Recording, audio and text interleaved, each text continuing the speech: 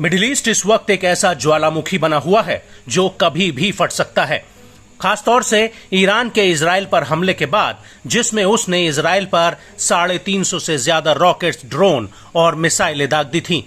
और इसके बाद 19 अप्रैल 2024 को पश्चिमी मीडिया में ये खबरें आई थीं कि इजराइल ने ईरान के इस्फहान शहर पर ड्रोन अटैक किया था, जहां पर ईरान के परमाणु ठिकाने हैं।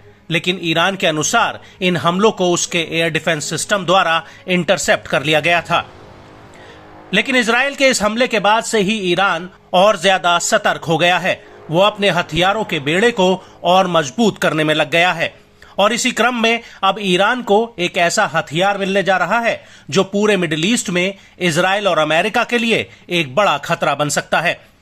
दरअसल ईरानी सेना से जुड़े एक media house student news network यानी SNN ने 20 अप्रैल 2024 को खबर दी थी कि अगले हफ्ते ईरान को रूस से Su-35 लड़ाकू जेट्स मिल सकते हैं।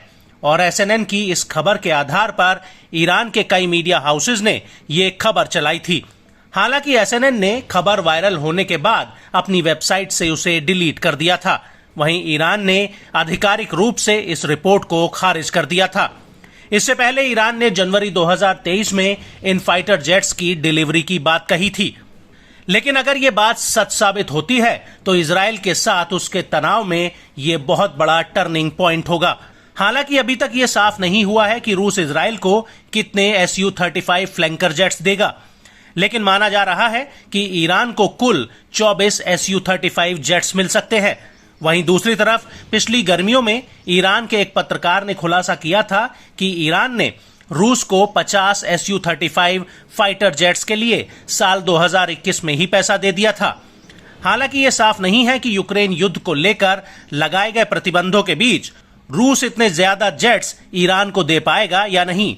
आपको बता दें कि पिछले शनिवार को ईरानी मीडिया ने कुवैत के अरबी अल जरीदा न्यूज़पेपर का अपनी रिपोर्ट में हवाला दिया था, जिसमें दावा किया गया था कि ईरान को पिछले साल ही सुखोई 35 जेट्स मिल चुके हैं, लेकिन रूस ने उनके अन्य उपकरण ईरान को नहीं दिए थे, जिसकी वजह से उनका इस्तेमाल नहीं किया जा रहा है।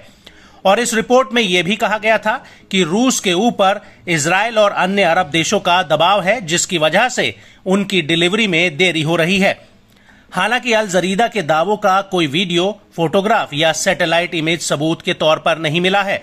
हालांकि 2023 में सैटेलाइट से ली गई एक तस्वीर में ईरान के अंडरग्राउंड एयरबेस के बाहर Su-35 जेट्स का एक नमूना जरूर खड़ा हुआ दिखा था। और नवंबर 2023 में ईरान ने ऐलान किया था कि रूस के साथ उसकी Su-35 जेट्स की डील अंतिम रूप ले चुकी है।